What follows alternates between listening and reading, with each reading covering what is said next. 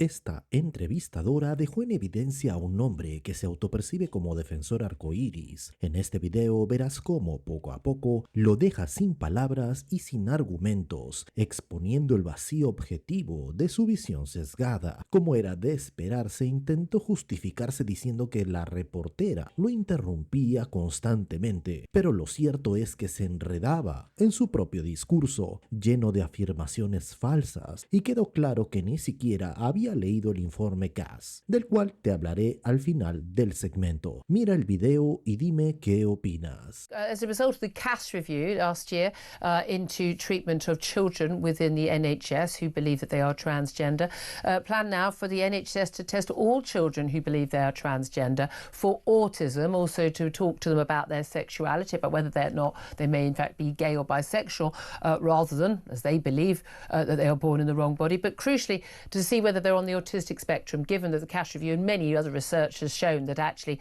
a huge number of children who believe that they are trans are actually on the autistic spectrum. What do you make of that? I think the holistic approach is definitely the way to go. And indeed, that has been the practice of many people working in this field already. But yes, if there are other issues that may affect people who seek treatment for trans, then all the other potential issues in their lives should be thoroughly investigated. My only concern is that this may further delay treatment, if treatment is indeed designated and approved. Well, that's a good thing, isn't it? I mean, given that the treatment, as you say, is basically puberty blockers, although that would be illegal under the NHS right now, but we know that there are going to be studies and reviews which would allow this to happen basically by the back door, that actually this is a one-way route for an awful lot of young people into having their bodies and their lives changed forever. Incredibly damaging. No evidence that actually this improves their lives, improves their happiness levels.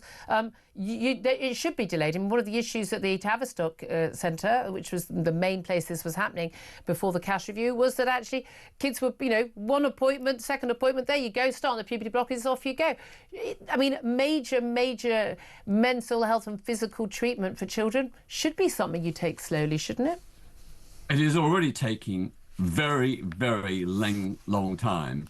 The average wait for a first appointment for a trans person is 5 years. In some parts of the countries, it's 10 or 12 years for the first appointment. So no one is rushed into this process. Well, no, that's absolutely not true, because but Peter, that's not true, because children were being seen. Time to speak. Yes, I know, because that is what you're saying isn't true. Let me answer your question. The holistic approach is good, but I fear it's going to further delay a proper assessment and a decision whether it is appropriate to proceed to hormone treatment and others. When is it ever appropriate for a child to get hormone treatment? Let me also answer your other question. You are against puberty blockers for young kids. Well, the NHS... I'm against untried, untested medical treatment of children. Yes, I absolutely stand firm on that.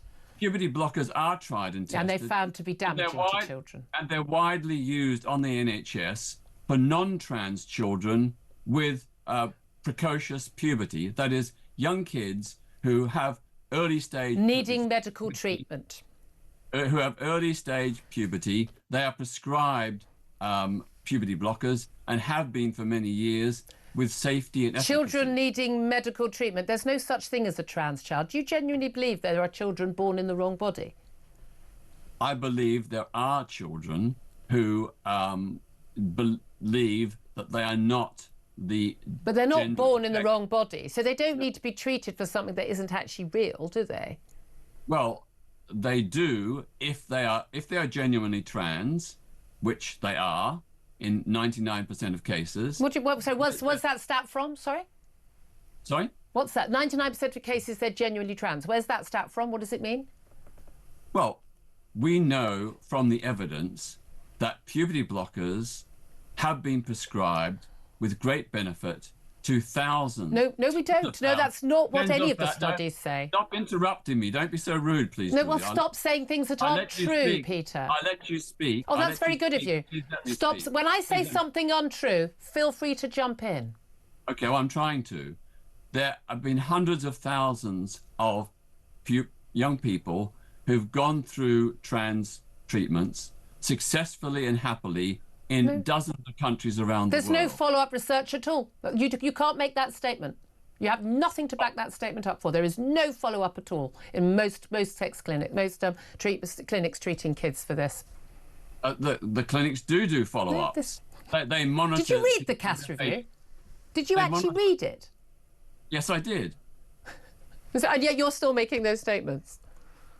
Yes, and CAS did not say that young people should be denied puberty blockers and hormone treatments. They said they should only be applied with caution, and that is correct. Because the evidence for them was actually that they were not good children. But okay, I just want to clarify that you believe that 99% of children who are genuinely trans. I mean, no child is born in the wrong body. It's an impossibility. But an awful lot of children seem to think that they are. I would not use that phrase and have not used that phrase. Okay. So do not impose it upon. Children who think that they are, huge proportion of them are either turn out to be gay or autistic. That's a very strong argument for not giving this sort of absolutely, no turning back treatment to any child, isn't it?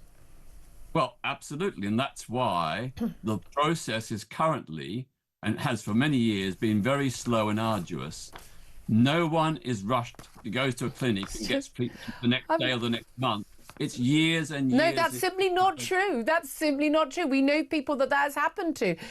Honestly, some people may be waiting a long time. A lot of people don't. El llamado informe CAS no es una opinión, no es un tuit polémico ni una charla de café. Es una revisión científica seria, extensa y meticulosamente documentada sobre el tratamiento de menores con disforia de género en el sistema de salud del Reino Unido. Encargado por el propio Servicio Nacional de Salud británico, el informe fue dirigido por la doctora Hilary Cass, una pediatra con una trayectoria intachable y sin afiliación políticas visibles, es decir, una profesional objetiva, sin banderas ideológicas que pudieran sesgar su análisis. ¿Y qué reveló este informe? Que muchos de los tratamientos llamados afirmativos que se han venido aplicando a niños y adolescentes carecen de evidencia suficiente, que se medicaliza de forma apresurada con bloqueadores hormonales y hormonas cruzadas, sin un verdadero seguimiento psicológico de fondo, que los jóvenes en muchos casos están siendo arrastrados hacia intervenciones irreversibles basadas en diagnósticos rápidos y una cultura que premia la afirmación inmediata, sin cuestionamiento alguno. Todo esto en un contexto donde se supone que seguir la ciencia era lo más importante. Pero aquí viene lo más inquietante. A pesar de que se trata de evidencia médica rigurosa, muchos que se proclaman defensores de la verdad y el bienestar infantil simplemente han mirado hacia otro lado, ignoran el informe, lo minimizan o en algunos casos lo atacan sin siquiera haberlo leído. ¿Por qué? Porque sus conclusiones incomodan a una narrativa que ya se ha vuelto intocable en ciertos círculos. Se ha creado un ambiente donde cuestionar es igual a odiar y donde proteger la salud física y mental de un menor es visto como una amenaza para una causa política.